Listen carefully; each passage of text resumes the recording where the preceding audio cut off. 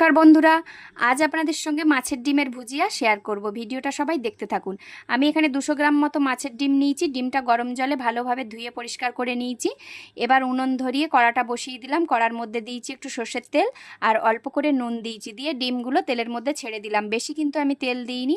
এক্ষুনি ডিমটা প্রথমে আমি ভালো করে ঝুড়ো ঝুড়ো করে ভাজবো, পরে বেশি করে তেল দেব। এবার যে মাছের যে ডিমের ভুজিয়াটা বানাবো তার জন্য এখানে কি মশলা নিয়েছি দেখুন।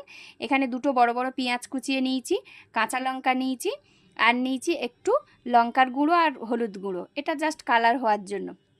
দেখুন ডিমগুলো আমি ভালোভাবে ঝুড়ো ঝুড়ো করে ভেজে নিয়েছি। এতে একদম জল নেই কি তেলও নেই, একদম শুকনো হয়ে গেছে। খানিকক্ষণ ধরে এটা ভালোভাবে নাড়াচাড়া করে নিতে হবে। খুব ভালো করে নাড়াচাড়া করে নেওয়ার পরে এবার আমি কড়ার মধ্যে আবারও সর্ষের তেল দিচ্ছি। তেলের মধ্যে দিচ্ছি কুচি করে রাখা পেঁয়াজ,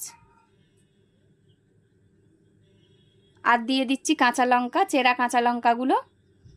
এবার একটু নেড়ে চেড়ে এবার যে নুন দিলাম পরিমাণ মতো, আর যে হলুদ আর লঙ্কার গুঁড়ো নিয়েছিলাম সেই হলুদ আর লঙ্কার গুঁড়োটা দিয়ে দিচ্ছি।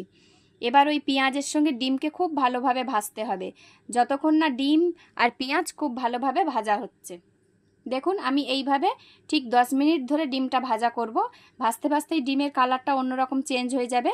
আমি আবারও একটু তেল দিচ্ছি, কারণ এইসব রান্নাগুলো একটু তেল বেশি না হলে কিন্তু ভালো লাগে না, আর ডিমের একটা আঁচটে গন্ধ ভাব থাকে তার জন্য।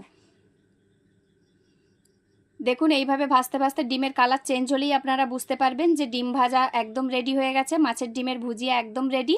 গরম গরম ভাতের সঙ্গে এই মাছের ডিমের ভুজিয়া হলে আর কোনো কিছুই লাগবে না।